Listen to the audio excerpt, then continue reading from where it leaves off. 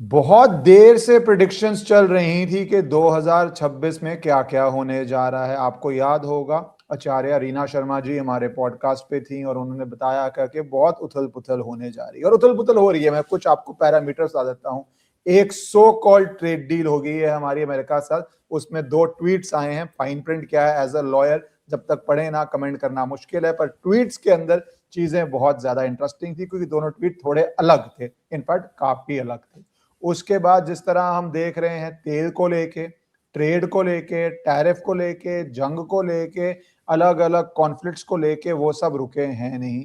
साथ ही साथ अब इसका इकोनॉमी पे क्या इम्पैक्ट होने जा रहा है, उथल पुथल वहां भी चल रही है, उथल पुथल भारत के अंदर की भी चल रही है। किसने एक्सपेक्ट किया था कि यूजीसी के कुछ नॉर्म्स आएंगे जिसको लेके जनरल क्लासेस, जनरल कास्ट जो बीजेपी का कोर वोटर माना जाता है, वही सोशल मीडिया पे विरोध करेगा। तो जब विरोध की लहर आती है वो किस दिशा में जाती है, क्यों जाती है, क्या चिंगारी बनती है, क्या ये सिर्फ समय ही विरोध का आ रहा है? और ये सारी बातों की तरफ इशारा किया था रीना शर्मा जी ने और हमने डिस्कस भी किया था। तो अब लगता है कि फरवरी के अंदर एक स्टॉक टेकिंग करते हैं कि आगे क्या होने जा रहा है इन सब पैरामीटर्स पे, जियोपॉलिटिकली, इकोनॉमिकली। 0.5 जो अंदर भारत के विरोध है वो उससे बढ़ के किस किस अनएक्सपेक्टेड जगह से आ सकता है, क्या वो सड़क पे भी आ सकता है, क्योंकि उसकी एक झांकी यूजीसी में हमने देखी थी, पर वो बाद में स्टे हो गया तो वो आगे नहीं बढ़ी, पर क्या वो बढ़ सकती है? तो ये सब डिस्कस करते हैं। Thank you ji for joining. Thank you so much Ishkaran ji, thank you for hosting me, thank you. पहले तो अगर मैं शुरू करूं ट्रेड से, तो ट्रेड पे क्या चल रहा है भारत यूएस का आपके हिसाब से, किस दिशा में जा रहा है? क्योंकि डोनाल्ड ट्रंप का ट्वीट अलग था, प्रधानमंत्री मोदी का ट्वीट अलग था, फाइन जी प्रिंट कुछ आया नहीं पर डील हो गई है, तो क्या हुई है और आप किस दिशा में जाते हुए देखते हैं इसको, होएगी भी या नहीं होगी, वो भी प्लीज बताइए। या यू करेक्टली सेड, जब पिछली बार हमने बात की थी तो आपने उथल पुथल वर्ड जो मैंने यूज किया था वो तो था, करा था मैंने, but if you remember I also said this is the year of 3 things, metals, wars and deals, you remember? So आपने देखा एक हफ्ते के अंदर 2 डील्स हुई, अभी और ऐसी फिर से और डील्स होंगी। There are multiple deals in the pipeline with different different countries होने वाली हैं, और वो सब कुछ भारत के फेवर में जाएगा, ये भी बात पक्की है। अभी आपने जो बात कही कि डील हो गई है, मैंने भी एक छोटा सा वीडियो बनाया था कि डील हो गई है, बट उसके बाद फिर जो हम सुन रहे हैं कि डील हुई भी है कि नहीं हुई है, देयर इज अ डाउट। जो ऑपोजिशन पार्टी है वो उसके ऊपर डाउट क्रिएट कर रही है। And like if you remember in the last podcast I also said कि नरेंद्र मोदी जी के ऊपर और बाकी सब जो बड़े लीडरशिप हैं उनके ऊपर देयर विल बी एलिगेशंस, जो कि अभी आप एप्स्टीन फाइल्स में देख रहे हैं, जो कि अभी निकल के आ रहा है, उसको भी बड़ा हाईलाइट किया जा रहा है।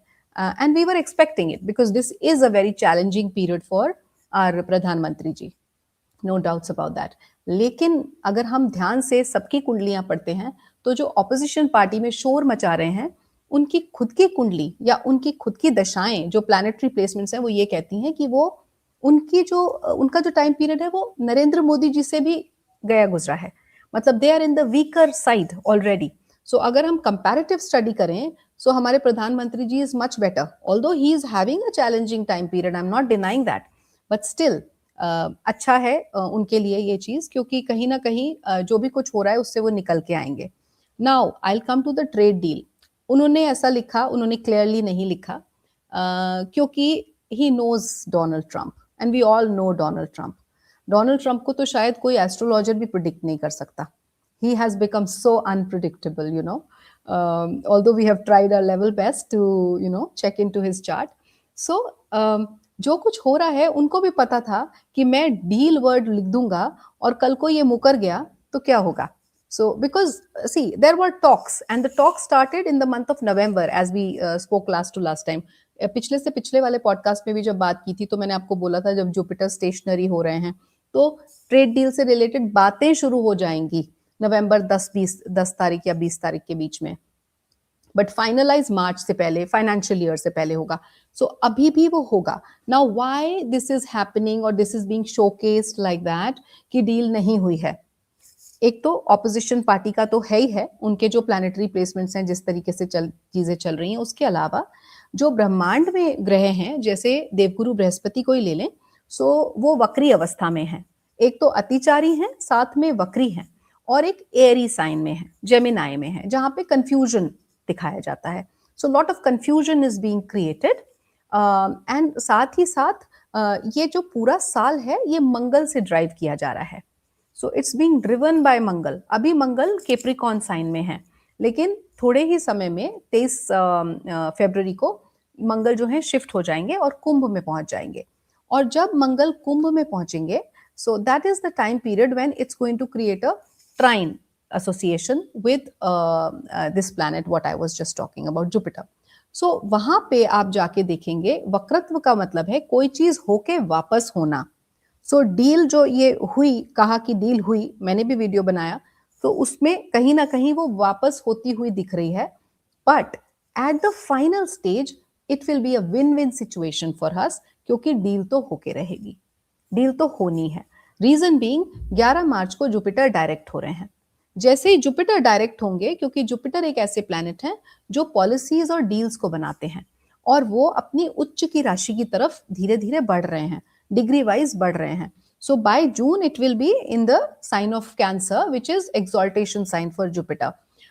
हैविंग सेड दैट, अभी भी जुपिटर जिस साइन में है वो बुरा नहीं है, ठीक है. मतलब जेमिनाई है, little confusion here and there, but जो मेन प्रॉब्लम आ रही है वो जुपिटर के वक्रत्व से आ रही है, रेट्रोग्रेशन से आ रही है. सो रेट्रोग्रेड होते ही आप, मैं तो छोटी छोटी चीजों में देख रही हूँ, लोगों ने कार बुक करी, फिर उसकी बुकिंग कैंसिल करी, फिर ये हुआ, फिर ऐसे. So basically that's a repetition, it is a repetition वाला mode which is Jupiter is in. So deal कहीं नहीं जा रही है, डील तो होगी. और जो कुछ भी नेगेटिव फैलाया जा रहा है, एक ऐसा नैरेटिव फैलाया जा रहा है अबाउट नरेंद्र मोदी जी की उन्होंने एग्रीकल्चर को कॉम्प्रोमाइज कर दिया है, मैं उस पे आना चाह रहा था मैं. नहीं, या मैं सो एग्रीकल्चर पे स्पेसिफिक लेना चाहूंगा कि डील के एक तो इकोनॉमिक इम्पैक्ट है कि वो हाँ भारत पे क्या होगा, उस पे मैं थोड़ा आऊंगा. पर एक जो आपने कहा कि पिछले पॉडकास्ट में कि भारत में एजिटेशन मोड बहुत बढ़ने वाला है, तो बिल्कुल. एजिटेशन मोड में अगर एग्रीकल्चर के अंदर रिफॉर्म चाहिए, बट क्या रिफॉर्म चाहिए वो एक लंबा विषय, हम देख चुके हैं एक बार ही एग्रीकल्चर के अंदर क्या हुआ, पूरे 1.5-2 साल क्या चलता रहा. और अगर यूएस के लिए एग्रीकल्चर खुलता है, मेरिट्स डीमेरिट्स तो बाद में आएंगे, वो डेफिनेटली एक लॉन्ग एजिटेशन को लीड करेगा. तो वो क्या सड़क पे उथल पुथल जो हम बात कर रहे थे, वैसे तो भारत का स्टैंड अब तक जो भी आया है वो ये है कि हम एग्रीकल्चर नहीं खोल रहे, पर कुछ कुछ सोर्सेज कह रहे हैं कि कुछ select products, very high value products, बादाम, अखरोट, इस तरह का कुछ हो सकता है, मुझे नहीं पता क्योंकि फाइन प्रिंट नहीं है.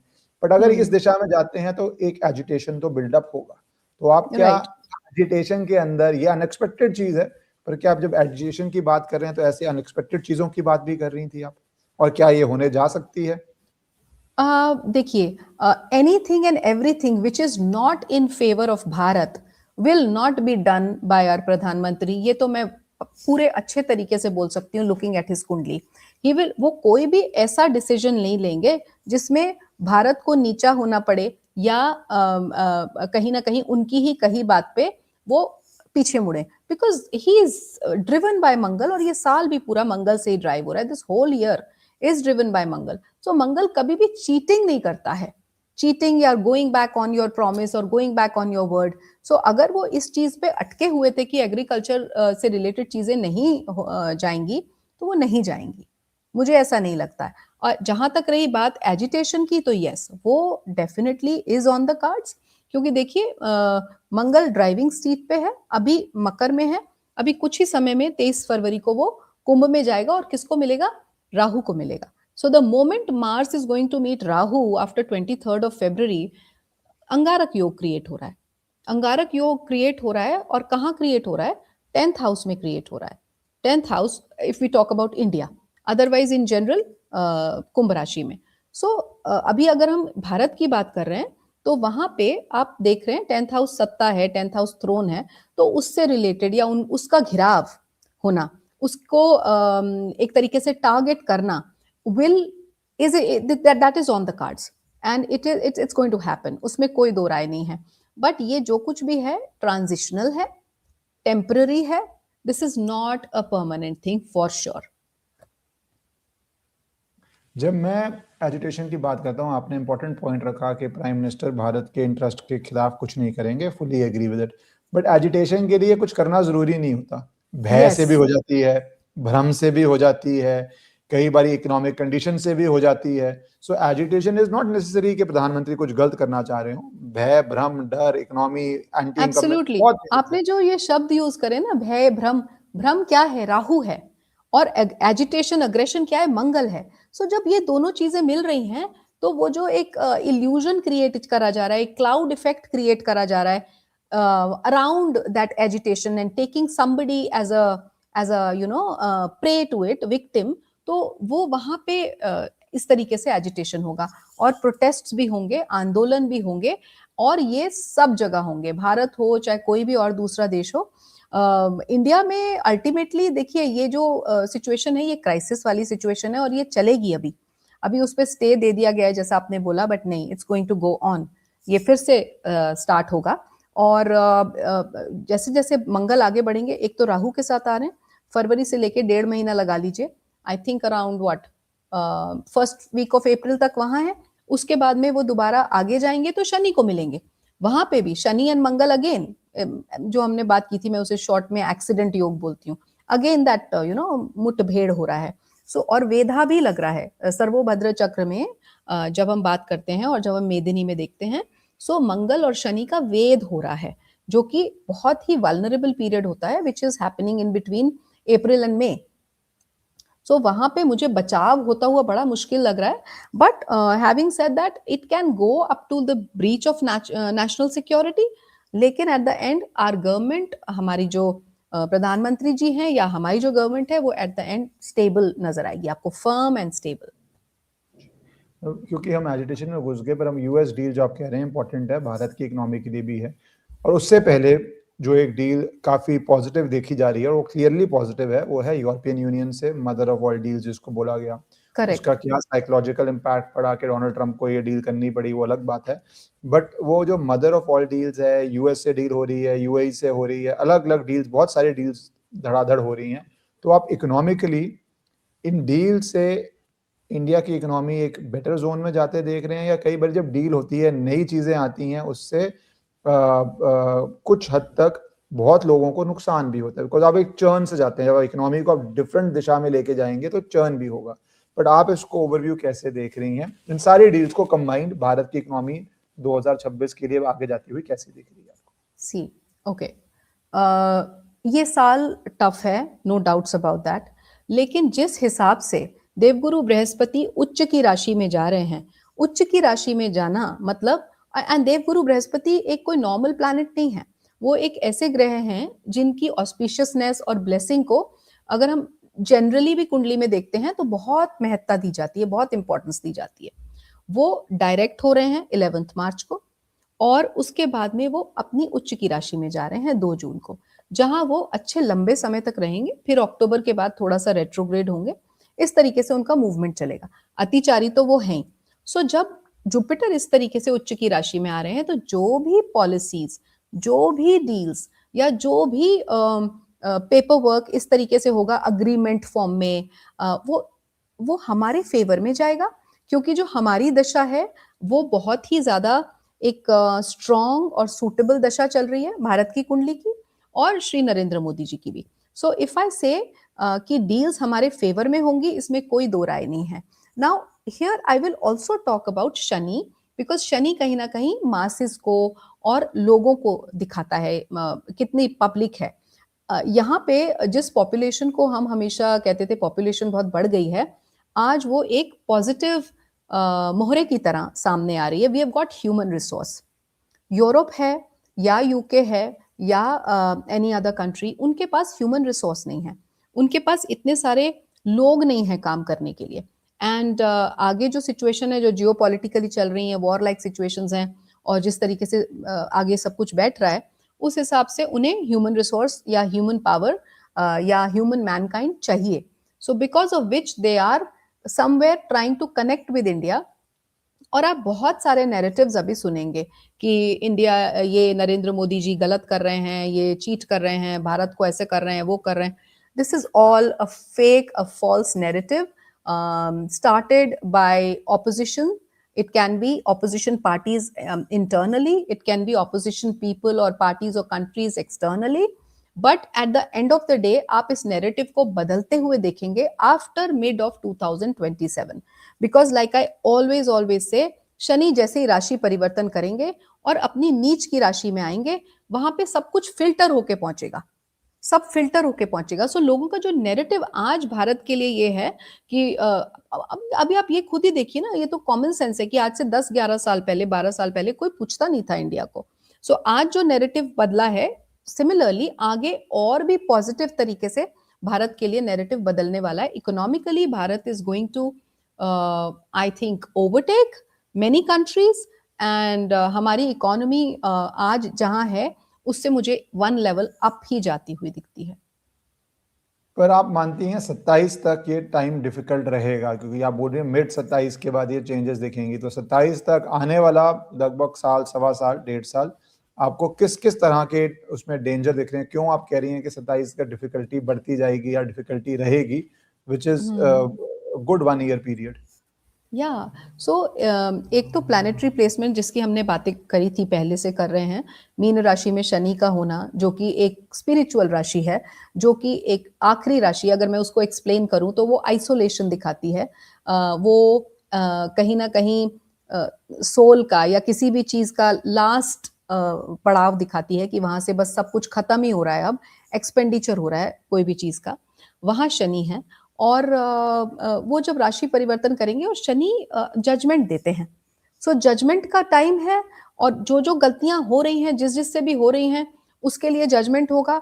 और जब भी आप जजमेंट देते हैं या पनिश करते हैं, तो it's never easy, it is painful, और वो सभी के लिए है। It's not just about one individual, it is about the countries also.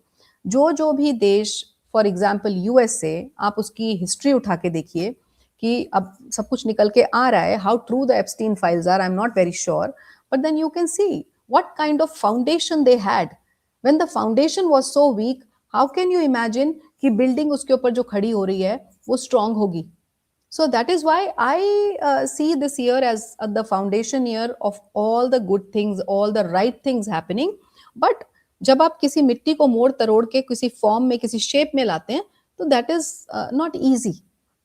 So this is that kind of a period. Epstein file तो इज अ क्यूरियस केस, जहाँ पे why only US, पूरा वेस्टर्न वर्ल्ड ही एक कटघरे में खड़ा हो चुका है, जहाँ पे ब्रिटिश रॉयल फैमिली से लेके 2-3 यूरोपियन देशों की रॉयल्टीज की भी फोटोग्राफ्स आ रही हैं। और इंटरेस्टिंग बात क्या है, इंटरेस्टिंग मींस सरप्राइजिंग बात क्या है, कि कोई भी देश कुछ प्रोसिक्यूशन नहीं कर रहा। छोटी छोटी Yes. बातों पे ये लोग प्रोसिक्यूशन कर देते हैं, जांच ही नहीं हो रही है। सीरियस जांच जो होती है कि कौन गिल्टी है, कौन की कैजुअल कॉन्वर्सेशन थी, क्योंकि वो रिच आदमी था, हो सकता है बहुतों की कैजुअल कॉन्वर्सेशन हो बिना कुछ जाने, पर बहुतों की तो क्लियरली कोड लैंग्वेज यूज हो रही है, जो ऑफिशियली डाटा आया है, क्योंकि मैं देख रहा था कुछ में बहुत क्लियर है। जैसे हम इंडिया में भी करते हैं, जब कोई टेररिस्ट बात करते हैं तो ऑब्वियसली वो अपने हथियारों को नाम थोड़ा देते हैं, वो कोड वर्ड करते हैं। वैसे जिस Right. तरह ये महिलाओं के लिए बातें कर रहे हैं, specially very very young kids के लिए बातें कर रहे हैं, वो कोड वर्ड्स ओपन है, पर कोई जांच ही नहीं है। तो ये भी एक अजीब सी ही दिशा है, जहाँ पे जांच ना होना इज द शॉकिंग पार्ट ना, बिकॉज अब तो क्या सच है क्या झूठ है कैसे पता चले, वो एक प्रोसेस से ही पता चलता है। क्योंकि we are in that illusionary world, हम एक इल्यूजनरी वर्ल्ड में जी रहे थे इतने साल से। अब वो धीरे धीरे क्लाउड और वो जो स्मोक है वो हटनी शुरू हो रही है धीरे धीरे। So that's why everything is coming on the surface now.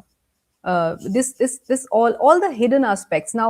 Why do I say hidden? Because कहीं ना कहीं जो 12वां घर है वो आइसोलेशन भी है ना, तो जो आइसोलेशन में चीजें हुई, और 12वां घर अष्टम भाव से कनेक्ट होता है ट्राइन से. When we talk about that trine where Saturn is right now, वो कहीं ना कहीं अष्टम भाव को भी एक्टिवेट कर रहा है. अष्टम भाव मतलब सारी गड़ी हुई चीजें जो पाताल में नीचे हैं वो सरफेस पे आएंगी. सो अब वो धीरे धीरे आपको सब कुछ सामने सरफेस पे आता हुआ दिखेगा, and all the wrong people will be punished.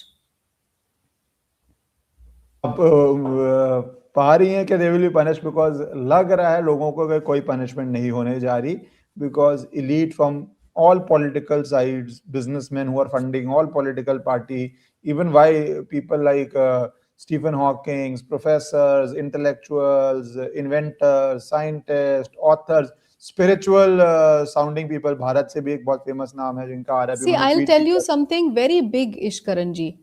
यहाँ पे ना, when I talk about punishment, it's not the punishment that you are understanding. ये एक वैसा पब्लिक प्रोसिक्यूशन या ऐसा जो दिखेगा सामने सरफेस पे सबको नजर आएगा, ऐसा नहीं है. It is the karma which is going to take them back, which is going to pull them down. आप देख रहे हो डोनाल्ड ट्रंप के साथ क्या हो रहा है, ऐसे ही और भी लोगों के साथ जो भी इस चीज में इन्वॉल्व रहे हैं, या forget about Epstein files, for that matter, anything, whatever you have done wrong in your life in the last 30 years, वो ये उसका समय है. Whether it's a politician or a country or at an individual level, सबको punishment मिलेगा. And like I always say, karma reflects back. वो तो करेगा ही करेगा. It needs to catch up with these people. I hope it happens because it's mind-boggling के highest levels पे आप क्या कर रहे हैं और इतने organized way में क्या कर रहे हैं. बट मैं थोड़ा इससे बढ़ के आना चाहता हूँ भारत की नेशनल सिक्योरिटी पे. चाइना का मुद्दा फिर से गर्म है पार्लियामेंट के अंदर. लोकसभा में आज स्पीकर ने बोला कि प्राइम मिनिस्टर के साथ अप्रत्याशित घटना कुछ हो सकती थी, इसलिए वो नहीं अपनी स्पीच देने आए. राज्यसभा में भी हम जब बात कर रहे हैं तो उन्होंने दी है.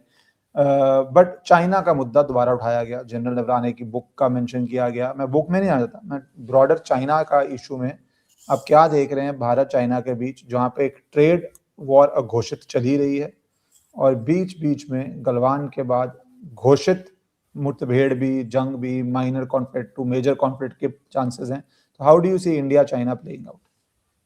See, I've always said India China were never friends. They were never friends. But at the same time, we should not forget, India हो चाहे चाइना हो, उन्होंने अपना एक जो एक सर्वोच्च है, एक ऊंचाई है, एक लेवल है, वो बना रखा है. चाइना अपनी जगह एक बहुत इम्पोर्टेंट और बहुत बड़े लेवल पे कंट्री माना जाता है, भारत अपने लेवल पे. So both are doing very well. China की बात करें तो टेक्नोलॉजी में उनको कोई बीट नहीं कर सकता. और इंडिया की बात करें तो मैन्युफैक्चरिंग, अब पहले नहीं, पहले चाइना मैन्युफैक्चरिंग के लिए जाना जाता था, बट अब slowly and gradually in the future you will see India manufacturing के लिए जाना जाएगा. So India is number 1 in manufacturing, China is number 1 in technology. So somewhere they are dependent on each other. Inspire, अगर आप दोस्त नहीं भी है ना, चाहे आप दोस्त बनना चाहें चाहे ना बनना चाहें, दुश्मन बनना चाहें ना बनना चाहें, कनेक्शन तो रहेगा. So that connection will always be there. It can be a business connection, but friendly connection, no, I don't see that in between China and India. And yes, China is in deep trouble right now. Internal conflicts बहुत ज़्यादा हो रहे हैं वहाँ पे, और south China कहीं ना कहीं इसमें इन्वॉल्व रहेगा. Yes. आप चाइना का चार्ट देख रहे हो? चाइना का मैप डालो, क्योंकि मेरा जो ज़्यादा कंसर्न ये नहीं है कि दोनों रीजनल हैं, दोनों एंशिएंट सिविलाइजेशंस हैं, वी कांट एस्केप ज्योग्राफी, तो उनसे डील तो करना ही पड़ेगा. पर क्या ये डील जंग की तरफ जा सकती है, हॉट वॉर हो सकती है, इंटेलिजेंस वॉर हो सकती है, किस दिशा में जा रही है, ये आपको लगता है जैसे बैलेंस्ड होके चल पाएगा? तो आप उनका, मैंने इसलिए बर्थ चार्ट डाला चाइना का. Yeah, so देखिए, a proper war kind of a situation between India and China, no. But when you talk about cyber attacks and intelligence आपने बात करी, so yes, वो तो रहेगा, और उसमें कोई प्रूफ नहीं मिलेगा आपको कि चाइना ने करा, कि यूएसए ने करा, कि किसने करा. You will not get to know. But China is definitely at the back end and will definitely be involved because Shani कहाँ बैठे हैं चाइना की कुंडली में, आप देखिए अष्टम भाव में बैठे हुए हैं. So that's the kind of और सूर्य की राशि में तो it's very uncomfortable. केतु सन एक साथ, तो उनका जो कनेक्शन आप देख रहे हो ना भाग्य स्थान में, केतु, मरकरी एंड सन, सो कहीं ना कहीं, और मरकरी रेट्रोग्रेड है, तो जो उनका इंटेलेक्ट है वो उल्टा ही चलता है, सीधा नहीं चलता है. अपने लिए ठीक है, they are smart, they are super intelligent. Retrograde Mercury, वो भी exalted, so super intelligent. But उस इंटेलेक्ट को या इंटेलिजेंस को वो अपने को बढ़ोतरी में नहीं यूज कर रहे हैं, रादर उनको ये है कि दूसरे को कैसे नीचे फेंके. दूसरे को नीचे फेंके ही एक बड़ा चीज बनती है, क्योंकि रीजन में ही एक चेंज आ रहा है ईरान के बाद. जिस तरह यूएस का प्रेशर आ रहा है चाइना के ऊपर कि वेनेजुएला का तेल रुक जाएगा, ईरान में क्या होने जा रहा है पता नहीं। ईरान पे भी अगर आप बोलना चाहें कि ईरान में आपको क्या स्थिति दिख रही है, किस तरह दिख रहा है, क्योंकि यूएस ने Yeah, एक टाइम पे तो बहुत before Iran I want to complete that China thing. So China में जो मैंने बोला ना कि वो दूसरों के लिए मतलब अपने लिए वो कुछ नहीं कर पाए और बस दूसरों को गिराने में, क्योंकि उनका बुद्ध बहुत अच्छा है, बड़ा स्ट्रांग है, लेकिन उन्होंने अगर अपने लिए यूज करा होता ना तो आज वो मतलब वो खुद रियलाइज कर रहे हैं कि हमने कितनी मेहनत करी है, कितनी मैन्युफैक्चरिंग में हम कितना आगे पहुंच गए, बुढ़े हो गए हम करते करते, लेकिन स्टिल जिस तरीके का उनको आउटपुट मिलना चाहिए था या जिस तरीके का उन्हें रेवेन्यू मिलना चाहिए था वो नहीं मिला. They are somewhere lacking in it. Yeah. So that's because of the planetary placements that China has. So now let's come on Iran. You are मैं asking me चाइना about पे एक और Iran. क्वेश्चन चाहता हूँ, क्योंकि China के जी. क्या आप इंटरनल भी क्राइसिस देखते हैं? क्योंकि चाइना के डाटा पे बहुत लोग सवाल उठाते हैं, उनके पॉपुलेशन पे उठाते हैं कि भाई आपकी 1980 से वन चाइल्ड पॉलिसी है, तो सिंपल मैथ्स के हिसाब से आपकी इतनी आबादी पॉपुलेशन हो कैसे सकती है जितनी आप बोलते हैं आज भी? उनके Right. घोस्ट टाउन्स की लोग बात करते हैं कि आप बिकॉज कम्युनिस्ट कंट्री हैं, आपने एकदम से ऑर्डर किया, पूरे के पूरे शहर खड़े कर दिए, पर वहां पे रहने के लिए लोग नहीं है, इकोनॉमिक एक्टिविटी नहीं है, मैन्युफैक्चरिंग पे लोग अब डी रिस्क करना चाह रहे हैं। जब से डोनाल्ड ट्रंप 2016 से शुरू हुए हैं, तो लोगों को लगता है भैया सारी मैन्युफैक्चरिंग चाइना में होना रिस्की है, यूएस को रिस्की लगता है, वो बोल बोल के Correct. उन्होंने डी रिस्क में वियतनाम जाए, बांग्लादेश जाए, इंडिया जाए, मैं उसमें पढ़ भी नहीं रहा, चाइना से बाहर जाने का शुरू हो गया है। So Correct. What do you see China's internal situation, जहां पे बार बार एक बहुत उपेक हालत है, कहा जाता है बहुत सारे सीनियर लीडर्स को एलिमिनेट कर दिया गया है, पावर कॉन्सेंट्रेट हो गया, जो भी है, हर बारी you can take almost any view on China के जो र्यूमर्स आते हैं, फैक्चुअली तो आता नहीं है, तो आप चाइना की इंटरनल हालत क्या देखते हैं? स्टेबल है या चाइना के लिए भी कोलैप्स ऑफ गवर्नमेंट तक की स्टेज पहुंच सकती है? No, no, no, nothing like that. Collapse of government बिल्कुल भी नहीं है चाइना में. इकोनॉमी फॉल कर रही है, yes I will say that. उनकी इकोनॉमी फॉल कर रही है, उनकी इकोनॉमी बहुत इम्पैक्टेड है इस समय प्लानिटरी पोजीशंस की वजह से. But when you talk about the collapse of the government और regime fall, no I don't see that. और जितना दिखाया जा रहा है, जितना सोशल मीडिया पे बता रहे हैं, उतना चाइना में कुछ हो नहीं रहा है. It's not actual picture, it's not the real picture. हाँ, ये बात अलग है कि चाइनीज एंड चाइना से जनरली खबरें बाहर नहीं निकलती, जो कि अभी कुछ छोटा मोटा कुछ लीक हो गया होगा और उसके चारों तरफ स्टोरीज बनके और बहुत ज्यादा हाइप किया जा रहा है. You don't see any internal that level danger. Economy up down तो is part of the process हाँ, in a sense. Internal conflict उनके अपने चल रहे हैं, वो उसमें बहुत सारे चल रहे हैं, नो डाउट्स. और शायद प्रोटेस्ट भी होंगे सड़कों पे, वो सब हो रहा है इकोनॉमी के कारण, सब चीज के. लेकिन गवर्नमेंट कोलैप्स या फिर वो एक वॉर में इन्वॉल्व हो अभी, वो अभी इस लायक नहीं है. They are not ready. अब मैं तो ये चाइना के कहते ईरान पे आते हैं, क्योंकि यूएस ने वेनेजुएला के बाद ईरान, ग्रीनलैंड, पूरा वर्ल्ड को री इमेजिन ही कर दिया है एक तरह से, और उसको सबको डील करना पड़ रहा है. भारत की ट्रेड डील भी उसका ये कॉन्सिक्वेंस है. तो ईरान में आप क्या देखते हैं, क्या होने जा रहा है पूरे उस रीजन के अंदर? और फिर मैं ईरान से बलूचिस्तान, पाकिस्तान पे आना चाहूंगा, क्योंकि ईरान में भी बलोच मूवमेंट एक जिंदा ही है. Right, right. सो ईरान के बारे में तो I have been speaking a lot lately, मैंने कई प्लेटफॉर्म्स पे बोला है. सो ईरान की अगर हम बात कर रहे हैं, ईरान में इस समय जो सिचुएशन है, जो प्लानिटरी प्लेसमेंट्स हैं और जो दशाएं चल रही हैं, उस बेसिस पे people are saying regime change, I'm saying regime fall. Actually regime fall जैसी सिचुएशन है, जैसे सद्दाम हुसैन को बंदी बना दिया गया था और जब सद्दाम हुसैन हाइड आउट में चले गए थे, उसके बाद कोई भी नहीं था वहां पे देखने के लिए. तो समथिंग लाइक दैट, वैसा सिचुएशन ईरान में होने वाला है. और जो खमैनी है, he is already very old and उनके ऊपर इतना प्रेशर भी है. So somewhere I feel that he will start having health issues और he will isolate, he will elope somewhere, कहीं चले जाएंगे, छुप जाएंगे, ऐसा मुझे लगता है. And there will be no ruler in Iran to rule or to take care of the people. And also Iran se connected he, I'm not remembering the name, if you know the name of that person who left Iran in 1979. What's his name? Yeah, उनका बेटा जो pilot है. सो वो मुझे नाम नहीं याद आ रहा, रायजादा और something like that. So he is planning और ही इज सेइंग, अचानक से उनका मातृत्व जाग गया है and he wants to come back to his native land and he wants कि मैं ईरान में आऊँ रूल करूँ. Whereas for him, his chart, I don't have it right in front of me, otherwise I would have told you. उनका जो time period आ रहा है, रेजा पहलवी का, हाँ, रजा पहलावी, राइट राइट राइट. सो उनका चार्ट मैंने देखा था, तो उसमें इट्स वेरी क्लियर कि अप्रैल टू मई के बीच में he might want to come to India, sorry in to come to Iran, and वो डोनाल्ड ट्रंप के यस मैन हैं और डोनाल्ड ट्रंप उनको अपना एक मुखबिर बना के वहां भेजना चाहता है.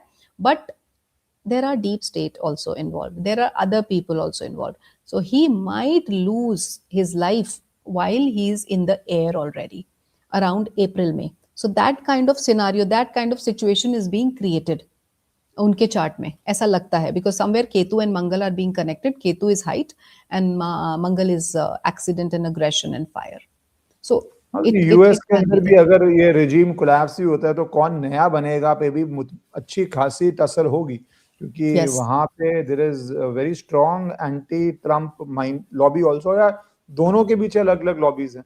तो वो किसको सक्सेशन जाएगा, किसको तेल जाएगा, किसको कॉन्ट्रैक्ट जाएंगे, किसको रीबिल्डिंग जाएगा, वो एक अपनी ही अलग ही जंग है उस तरह से.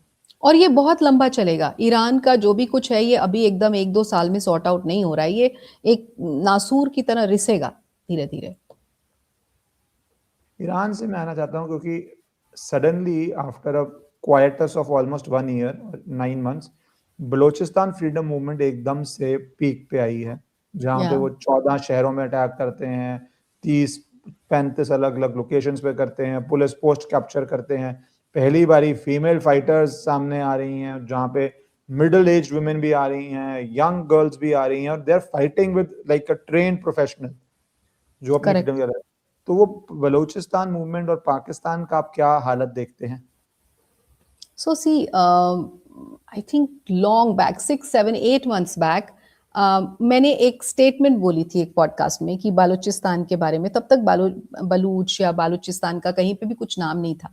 So I said that it will become an individual entity, अलग कंट्री बनेगा, और this is going to happen before 2027 mid. ये होगा.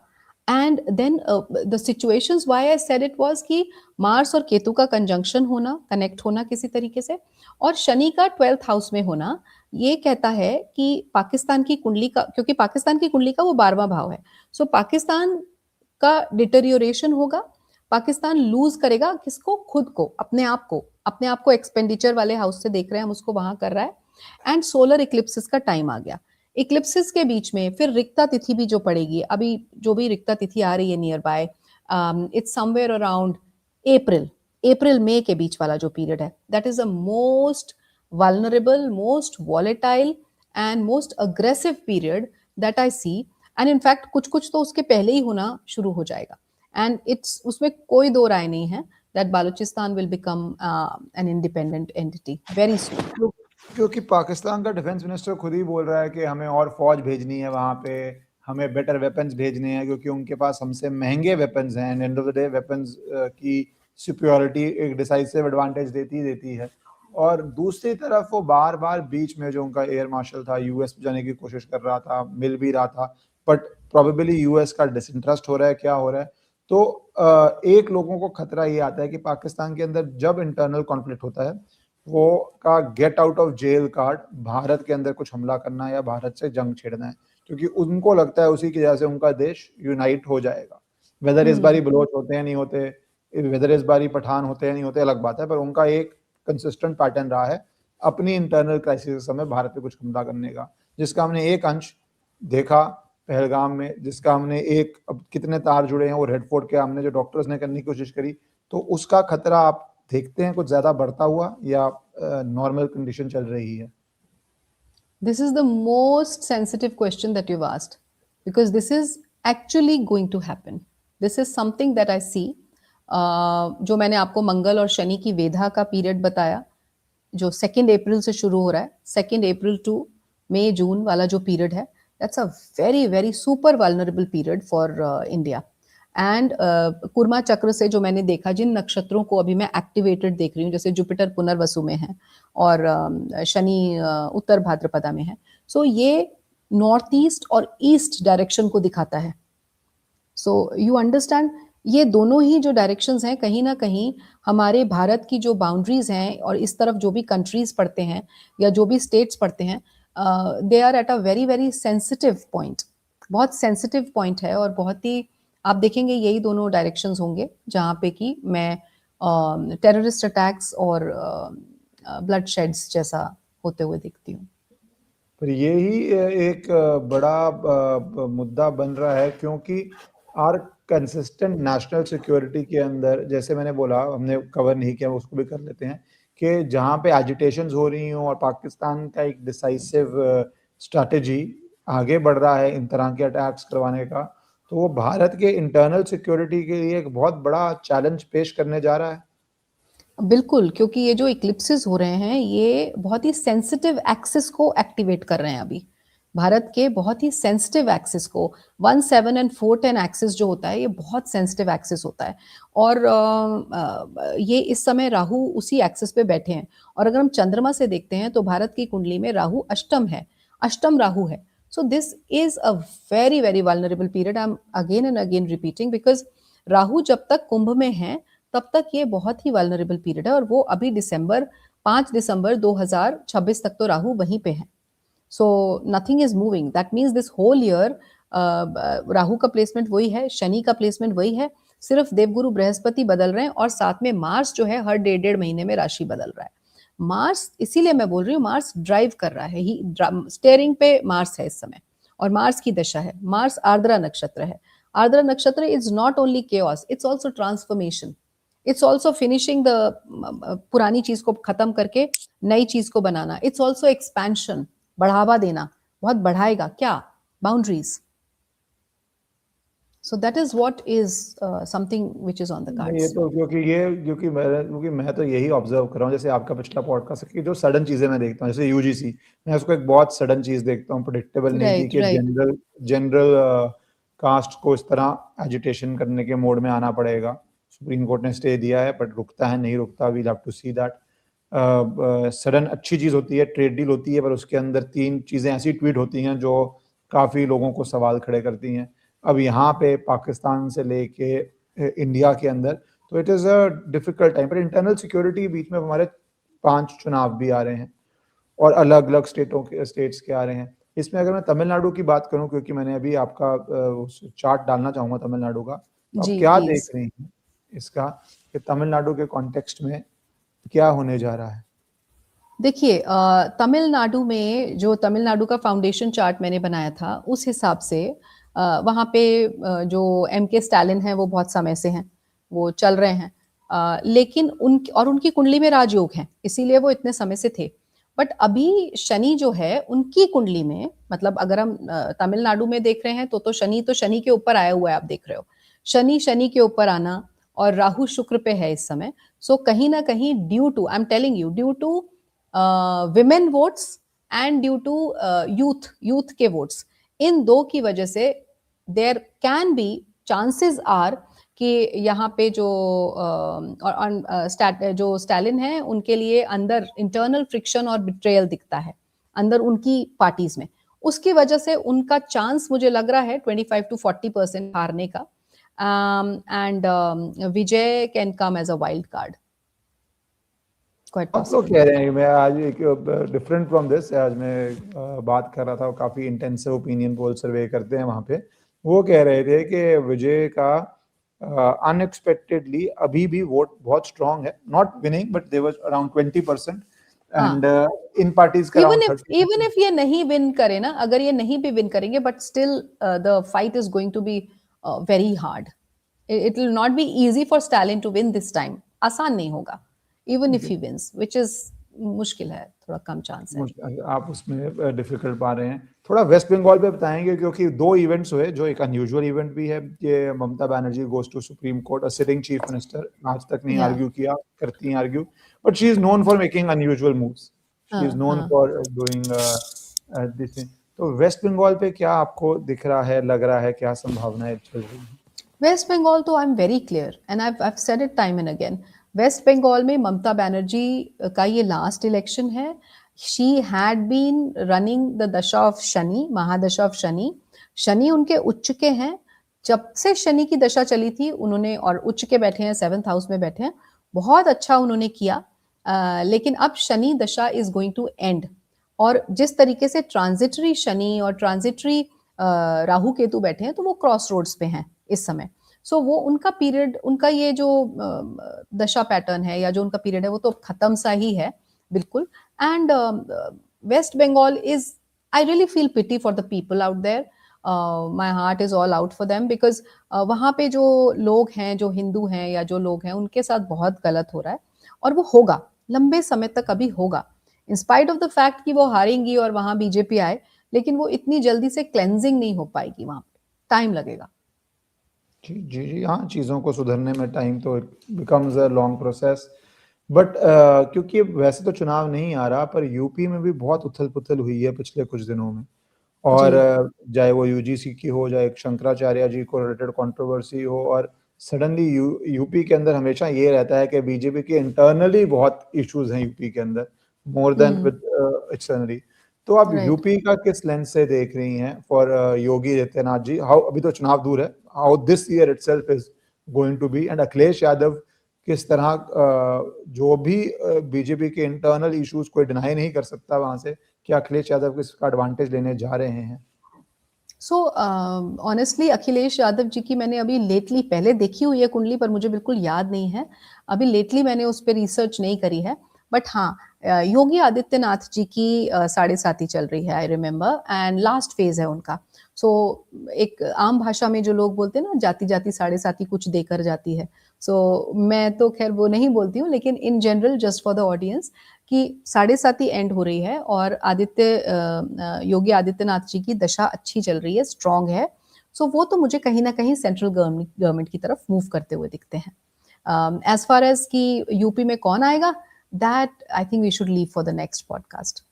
पर ये जो आपने बोला ना, सेंट्रल गवर्नमेंट मूव करते दिख रहे हैं, यही बहुत लोगों के लिए सवाल है, क्योंकि बहुत लोग मानते हैं कि he would want to remain in UP, his voter would want him to remain in UP, and यही एक बीजेपी का एक इंटरनल स्ट्रगल है कि whether he remains in UP और whether he goes to the central government. But आप ही उनके डजंट चार्ट, वांट, वो तो जैसे केतु का नेचर होता है ना, कि डिटैच्ड है, वो डिटैच्ड हैं, उनको नहीं चाहिए कुछ भी। लेकिन केतु का दूसरा भी एक सिग्निफिकेंस है, जब आपको कुछ नहीं चाहिए तो वो आपको सब कुछ देगा। So that is going to happen. देखते हैं अगले पॉडकास्ट में यूपी, क्योंकि UP is always going to be interesting. मैं लास्ट सेगमेंट पे थोड़ा इंडियन इकोनॉमी करना चाहता हूँ, share market, stock market, middle class, जी। गोल्ड सिल्वर, उथल पुथल जो चल रही है, तो इस पे जी। थोड़ा आप अपने थॉट दीजिए, क्योंकि मार्केट एक बहुत चर्न में है।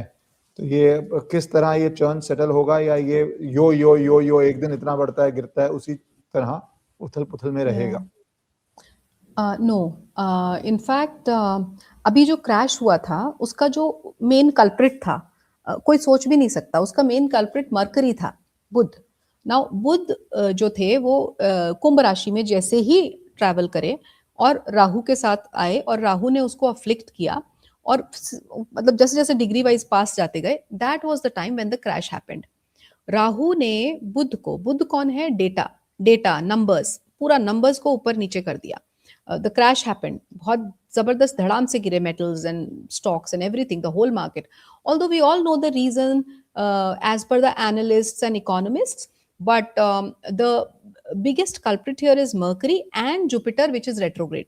जो मैंने अभी थोड़ी देर पहले आपको बोला था ना, कि चीज होके वापस जाएगी, होके वापस जाएगी, तो that is what is happening, and Jupiter indicates और सिग्निफाइज गोल्ड।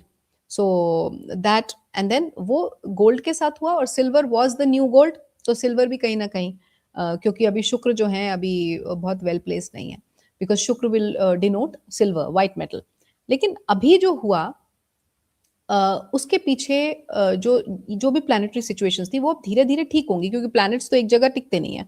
अब जैसे ही मरकरी बाहर आएंगे वहां से अफ्लिक्शन से, नेक्स्ट राशि में चले जाएंगे, पाइसिस में चले जाएंगे, और पाइसिस में मरकरी नीच के हो जाएंगे। That is fine, that means उस मरकरी में, उस जो उछाल कर रहा था, इन्फ्लुएंस हो रहा था, मरकरी इन्फ्लुएंस होता है मार्केट, और मरकरी मार्केट भी है, बिजनेस भी है। सो वो इन्फ्लुएंस हो रहा था किन्हीं एक्सटर्नल चीजों से। अब वो नीच का हो गया, तो अब उसमें इन्फ्लुएंस होने के लिए कुछ नहीं बचा, वो इन्फ्लुएंस नहीं हो पाएगा। that is in Pisces, where it's with Saturn. Now March 2nd को Venus is going to get exalted. Venus जैसे ही exalt होंगे, Venus is related to wealth and white metal. So फिर से silver बढ़ना शुरू होगा 2 मार्च से slowly. Right now there are the central banks of all the countries, वो अभी अपने consolidation में लगे हुए हैं. So इसलिए अभी जो fall हुआ था वो fall people are scared कि अब क्या होगा. लेकिन मैं फिर भी बोलूंगी गोल्ड में आप फिर से इन्वेस्ट कीजिएगा, क्योंकि जैसे ही जुपिटर उच्च की राशि में आएंगे जून में, उसके बाद से लेके और मिड 2027 तक, जब तक वो लियो में नहीं जा रहे हैं, gold is going to touch the new heights and all time high 2.5 हो जाएगा. By the end of this year it will be 1.85 gold, इतना हो जाएगा.